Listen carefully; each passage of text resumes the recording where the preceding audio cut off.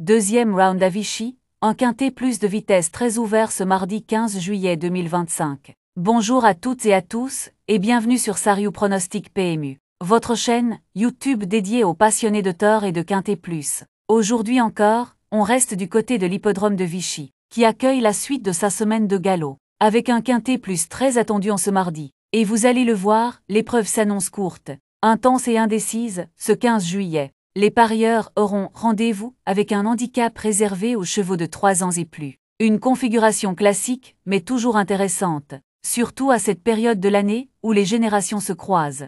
L'épreuve servira de support au tiercé quarté quintet plus du jour, et elle comptera 16 partants, prêts à en découdre sur une distance réduite de 1400 mètres. Autant dire que le rythme sera soutenu du début à la fin. Ce type de parcours réclame des chevaux véloces, capables d'aller vite dès la sortie des boîtes et de bien finir sur une seule accélération. Les attentistes peuvent espérer revenir, mais tout dépendra du déroulement de la course, du rythme imprimé et bien sûr du profil du terrain. Cette épreuve aura lieu dans la 4e course de la réunion principale, avec un départ programmé aux alentours de 18 h. Parfait pour un quintet plus du soir en mode afterwork pour les turfistes. C'est donc une occasion en or pour bien finir votre journée avec. Pourquoi pas un beau ticket gagnant à la clé. Côté engagement, on retrouve un mélange de jeunes chevaux de 3 ans et de vieux routiers plus expérimentés, ce qui rend la course encore plus délicate à cerner. Les chevaux de 3 ans peuvent encore progresser, mais manquent parfois de métier face aux aînés qui,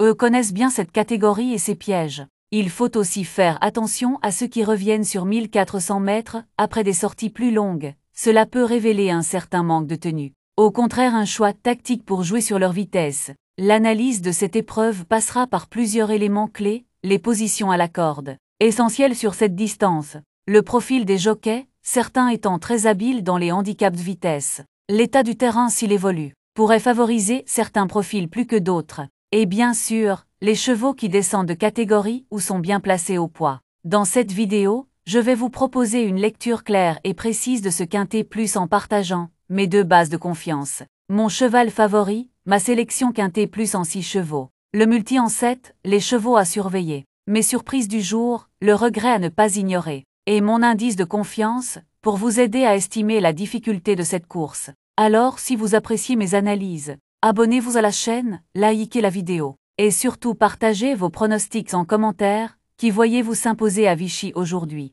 Et pour ceux qui veulent aller plus loin, rejoignez mon abonnement privé VIP pour des pronostics encore plus affinés, des tickets exclusifs et un accompagnement personnalisé chaque jour. Place maintenant à l'analyse complète de cette course rapide et piégeuse du jour à Vichy. Maintenant les amis, je vais vous expliquer en détail pourquoi j'ai fait ces choix aujourd'hui. On va parler de mes bases solides, de mon favori du jour, de ma sélection principale, de mon multi, de mon indice de confiance, de mes chevaux préférés, mes surprises, mon 2 sur 4, et même du cheval que je regrette de ne pas avoir mis dans ma base. Je vous dis tout sans filtre. Mes bases solides, on attaque par mes bases solides. Ce sont les chevaux que je considère comme incontournables. Je les ai choisis parce qu'ils réunissent plusieurs critères, une forme sûre, une belle musique, une régularité à ce niveau, un bon engagement au poids ou au plafond des gains. Ce sont mes points d'appui, sauf incident de course. Ils doivent être dans le quintet. Aujourd'hui j'ai 2 bases. Le premier, c'est un cheval qui vient de prouver sa forme dans une course référence. Il revient ici avec de solides garanties. Le second, c'est un pur spécialiste de la piste. Avec un jockey en réussite, je m'appuie sur eux pour bâtir tous mes jeux. Mon cheval favori, c'est celui qui pour moi peut faire la différence. Il a tout pour lui, une bonne corde,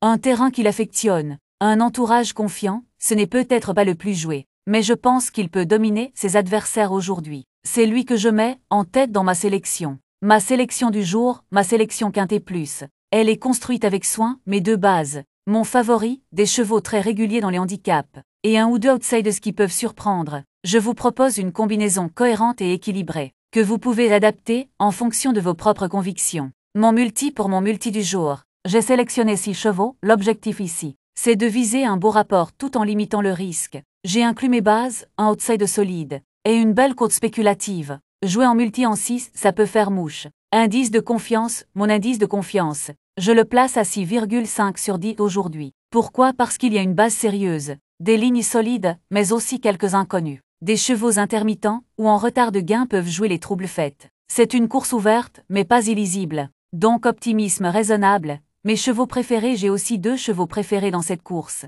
Ce ne sont pas des bases, mais je les aime bien. L'un parce qu'il est toujours là dans les moments importants. L'autre parce qu'il est en forme ascendante, et qu'il a un profil parfait pour surprendre à belle cote. Ce sont des chevaux que je recommande pour des jeux élargis ou en champ réduit. Mais surprise côté surprise, j'en ai repéré une belle, un cheval peu joué, mais qui revient dans les bonnes conditions. Il a déjà surpris par le passé, et aujourd'hui, il pourrait très bien s'inviter à l'arrivée si la course devient tactique ou si les favoris se regardent un peu trop. Mon 2 sur 4, le 2 sur 4, c'est un jeu que j'aime proposer quand j'ai 2 chevaux très fiables. Aujourd'hui c'est le cas, mon duo du jour. C'est un mélange de sécurité et de forme. Jouer en mise moyenne, ça peut permettre de récupérer la mise ou de faire un petit bénéfice tranquille. Mon regret du jour et enfin mon regret, c'est ce cheval que j'ai failli mettre dans ma sélection, mais que j'ai écarté au dernier moment. Pourquoi? Il a des moyens, mais il manque peut-être un peu de fraîcheur ou il est mal placé au poids. Maintenant s'il venait à rentrer dans les 5, je ne serais pas étonné,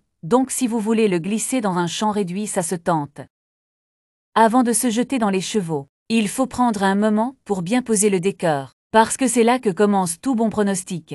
Une bonne lecture de la course commence toujours par le terrain de jeu, et non par les noms des partants. Premier élément à regarder, l'hippodrome. Est-ce qu'on court à Vincennes, à Compiègne, à Saint-Cloud, à Marseille-Borély? Chaque piste a son identité, la nature du sol, la longueur de la ligne droite, les virages plus ou moins serrés, la pente, tout ça peut avantager ou pénaliser un cheval. Certains sont allés à Vincennes avec ses montées. D'autres se noient dans les grandes lignes droites de Deauville. Il faut savoir qui est chez lui, et qui ne l'est pas ensuite. On repère la réunion et le numéro de la course. Le quintet plus se situe presque toujours en R1-C1. Mais attention, ce n'est pas une règle absolue. Être capable d'identifier l'épreuve exacte dans le programme, c'est le début du sérieux, les erreurs de base. On évite, puis on jette un œil au nom de la course. Ce n'est pas juste un titre, ça peut nous indiquer s'il s'agit d'un handicap, d'une course de groupe, d'une préparatoire à une grande épreuve, ou d'un rendez-vous classique du calendrier. Et plus une course à doter, plus les écuries s'y intéressent sérieusement. Ça veut dire que les chevaux sont prêts, affûtés, que le niveau est là. Un détail capital ensuite, le type de course. Plat trop attelé, trop monté. Et chaque spécialité a ses exigences. Un bon cheval de plat ne vaut rien sur les haies. Un trotteur monté peut être méconnaissable à l'attelé. Et attention aussi à ceux qui changent de discipline. C'est parfois une alerte, parfois une relance. À analyser, on regarde ensuite la distance. Et là encore, c'est décisif. Un cheval qui n'a jamais dépassé les 2100 mètres et qu'on envoie sur 2875. C'est une prise de risque. L'inverse aussi, un bon finisseur sur longue distance peut manquer d'allure sur un sprint. Il faut toujours vérifier si le cheval est dans son registre ou complètement déplacé. La corde, c'est souvent le piège. À gauche, à droite, beaucoup de parieurs n'y font pas attention. Pourtant certains chevaux perdent tous leurs moyens sur la mauvaise corde. Il suffit de regarder leurs anciennes performances pour le voir. Un cheval corde à droite qui dérobe, qui tire ou qui se désunit, c'est souvent une histoire de sens de course. Un détail, mais qui coûte cher à l'arrivée. Tu dois aussi considérer l'heure de la course, surtout pour les terrains qui évoluent avec la météo. Une course sur herbe, à 13h50 peut se courir sur un terrain collant si la pluie est tombée toute la matinée. Et dans ces cas-là, certains chevaux deviennent complètement inopérants. Le nombre de partants est un autre facteur à ne jamais négliger. Une course avec 18 chevaux, c'est souvent un jeu de parcours, avec des chevaux enfermés, des incidents, et parfois des résultats très ouverts. En revanche, une course avec 13 ou 14 chevaux peut être plus lisible. Mais attention aux faux rythmes. Le volume du peloton influence directement le déroulement. Et enfin, il faut croiser toutes ces données avec le profil des chevaux engagés. Terrain, distance, engagement. Aptitude à la piste, forme du moment. Position à la corde, tout est à passer au crible. Parce qu'un cheval peut être très bon, mais s'il est mal placé dans le contexte, il devient hors-jeu. Chaque course a sa propre logique. Et si on ne prend pas le temps d'étudier le cadre, on court droit dans le mur, même avec les meilleurs chevaux sur le papier. Chez Sariou Pronostic PMU, on ne saute jamais cette étape. C'est là qu'on prend une longueur d'avance sur les autres. Parce qu'avant de parler de favoris ou de surprises, il faut comprendre dans quelles conditions ils vont s'exprimer.